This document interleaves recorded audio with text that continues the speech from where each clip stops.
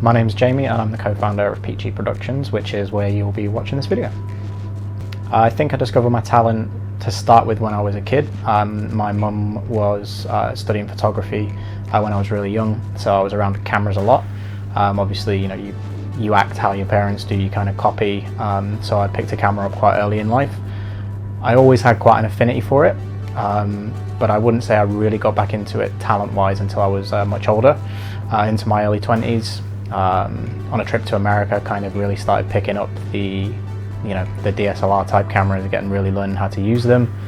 And then the kind of editorial side of my talent, I think, came from editing together footage for local video game websites when I was living in Australia. Editing together reviews, podcasts, things like that. So that really got me into the software side of editing. And then now obviously we've started this in the human-facing kind of storytelling side. That's what's really bringing those two things together, the having a camera in one hand and the editing skills in another. Kind of smashed them both together, and I think they're working well. The thing that made me decide to become a full-time content creator was really hating doing what I was doing on a day-to-day basis.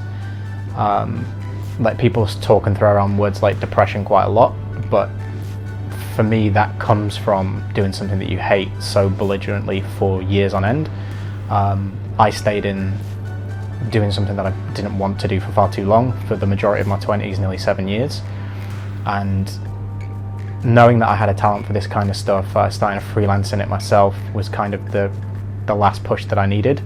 I had some really, really good people around me, even in my working life, that were kind of pushing me in the right direction, saying, look, if this isn't an option and you're going to be a happier person for it, you should totally do it.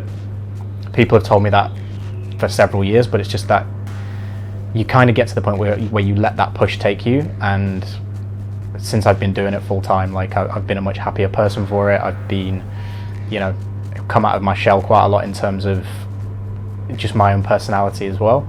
So I don't think I could ever go back to the corporate shenanigans of the real world, quote unquote, but I think that's what pushed me to do it full time.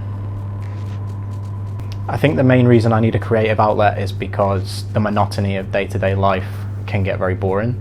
I found that a lot, obviously, as well, working in corporate. Every day was the same. You'd wake up in the morning, you'd do the same thing. It'd be like a religious routine. You get out of bed, you go to work, you sit there for 9-10 hours, you come home from work, you have 4 hours of your life to yourself, you eat some food, take a shower, go to bed, rinse, repeat, rinse, repeat. There's no variety. So in being a content creator, every day is different. Everything we shoot is different. Every single person we meet is different. No 2 days are the same. One day we could be working a job of photography, the next day we could be doing a video project. And by and large, those projects are always different. So, having that variety in life, it just makes you happier in general. My biggest inspiration at the moment would be Peter McKinnon, in terms of videography, kind of skill and style, and the way that you can use things around you to make your editing easier. So editing shots in camera rather than wait until you get to post, things like that. Inspiration wise, in terms of type of content, I really like what Vice have been doing for years, decade even, on the documentary side of thing, telling stories that people wouldn't necessarily expect to be told. And that's something that we're obviously trying to mimic a little bit here in Bali, find people that wouldn't normally get the light of day from viewers, and tell their story and kind of give them the platform that they need. As well, Beam News, they've just started doing that as well. Little tiny things, stories that need to be told that aren't getting told. Anything and anyone that's doing that, I'm going to take inspiration from. The project that I'm most proud of would be our first project, where we shot with Ipank, the guitarist. The reason it's my most valuable project, I think, is because it was the first one that we shot together as a team, and it was very natural of how it came about. We didn't search Ipank out. We didn't think, oh, we need to get someone quick to start working on projects like this. It was natural. We met him, we enjoyed what he was doing, we loved him as a musician, and literally 2 days later we were shooting a video with him. It's had the most reach of any project we've done as well. That's always great, knowing that there's more eyes on it. But the fact that that was our first, it's still one of the best that we've done. And we like him that much that we're going to do it all over again.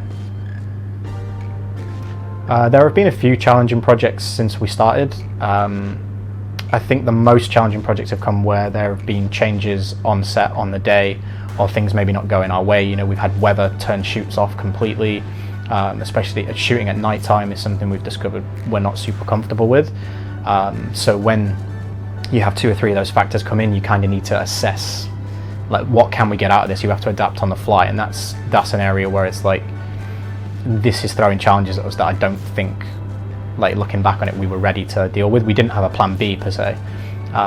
We always have an A plan to go in. This is what we're going to do, this is what we're going to shoot, and if everything goes well, we end up with our best work. But there's been occasions where it hasn't worked and we've had to adapt to a plan B on the fly, which it's still meant we've got work that we're proud of, but it's not maybe what we envisioned at the start. So the project doesn't come full circle, it kind of gets cut up halfway, and you have to adapt to what you have to work with. We still produce something that we're proud of, but they're definitely the most challenging projects. There are quite a few stories left that I think we want to tell in Bali, one of which being the problem that they have with plastic and waste here. It's something that you maybe don't realise, you know, as tourists come in here, it's not something you think about. You think about the beaches and the the paradise feel to it, but there is quite a real plastic problem, there's quite a real waste problem. We've already started production on a documentary about that, so I really can't wait to kind of finish that story arc. We know it's going to be shot over quite a long period of time, but that's something that I'm really looking forward to having finished and a story to tell. And another thing that I really want to do while we're here is to tell a story of people that do what we do. It's all well and good, like, sitting here and saying, look, yes, I've quit my job to become a full-time content creator and I'm enjoying it, that's great, but what about the other people on the island that are doing the same thing? You know, there's people over here teaching all kinds of fitness, CrossFit trainers, you know, there's yoga retreats, there's all these people that come here that, like, migrate to islands all over the world, nomads, you know, doing different things, and I'd like to sit and actually hear the story of more of those type of people, and just kind of see what everybody's got in common, because there must be something that's kind of making everybody do this and kind of tell that story as an arc. And yeah, hopefully we get to start production on that in the next couple of months. My favourite piece of gear would be easier to say. It's a drone or it's a camera, but it's probably got to be my laptop. And the reason is I wouldn't be able to tell stories without it. Just like you can't tell stories without a camera, you've got a camera in your pocket, you've got a mobile phone.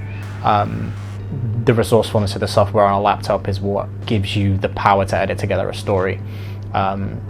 Footage only takes you so far, so being able to put all of that footage somewhere and actually create your story to put out to the world, I think that's what makes it my most important and favourite piece of gear.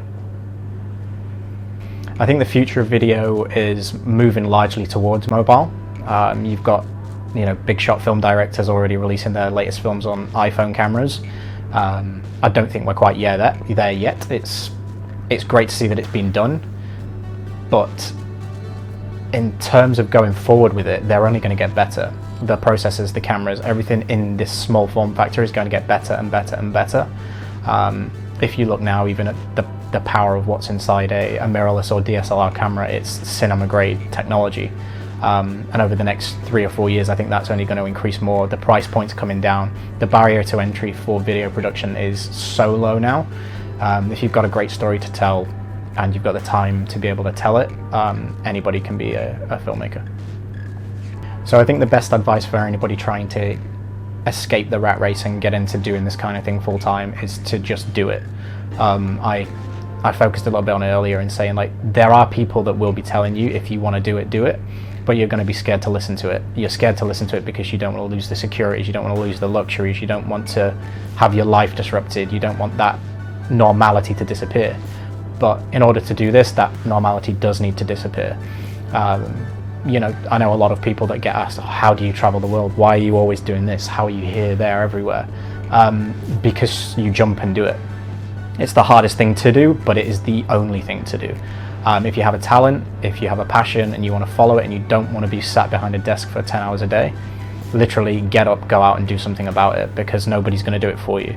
You know, the cog in the machine that you're currently working for, you will sit there and you will continue to cut, turn and turn and turn in that machine. If you're happy with that being your life, fair enough, but if you want to change something, the only person that can change it is you, and that was something that I had to deal with, how long it took me to get there, but I got there, and that's how I do this full time.